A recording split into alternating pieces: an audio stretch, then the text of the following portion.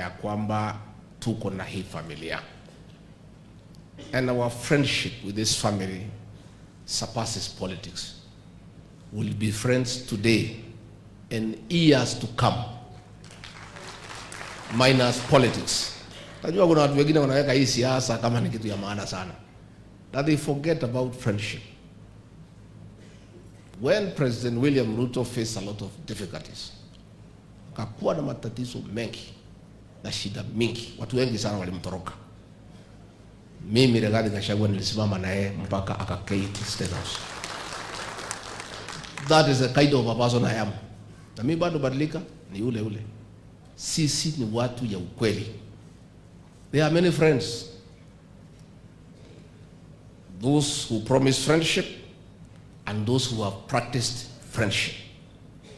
Those with a proven track record of offering friendship when it's most needed. Sisi tunakuanga hapo. Na mimi napenda hii watu ya Nandi, watu ya Samuel Koitalel, na watu ya huko kwetu, watu ya Mau Mau. Sisi hata kama damu yetu inachamuka haraka, sisi ni watu ya ukweli. Siko namna hiyo wa Nandi. And I really love the people of Nandi. Mimi napenda nyinyi sana. Na urafiki yetu na watu ya Nandi is beyond politics. Our friendship with the Nandi people is informed by a common history ya kukataa kunyanyaswa. Wanandi ndio waliambia mzungu akwende 1905 to 1907. Alitaka nyanyasa Wanandi, akiwa na bomu, akiwa na gruneti, akiwa na buduki, akiwa na ndege.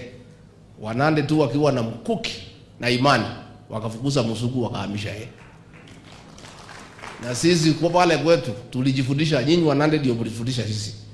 Kama iko makosa tulifanya wa Mau Mau kufukuza mzungu, makosa ni yenu. Nyinyi ndio mlituonesha. Si nyinyi ndio mlituonesha? We are joined by common history of bravery, courage, and saying no to oppression, because it's important as a people. So urafiki yetu na watu ya Nandi ni ya kuishi, na tutakaa pamoja kama marafiki way beyond politics, because politics come and go, things keep on changing. The more things look different, the more they look the same. So hii siasa tunaiangaliaga every morning, tukiamuka jioni, na shida ikibadilika. Rafiki wa jana anakuwa adui ya kesho, adui ya leo anakuwa rafiki wa kesho. So hii maneno ya siasa msiweke maanani sana. Wacha sisi tupendane na tukue watu ya ukweli, na tujue whatever you do, hata ukifanya kisiri, hata ukijificha, hata ukipanga nini, Mungu yule yako mbinguni anakuangalia.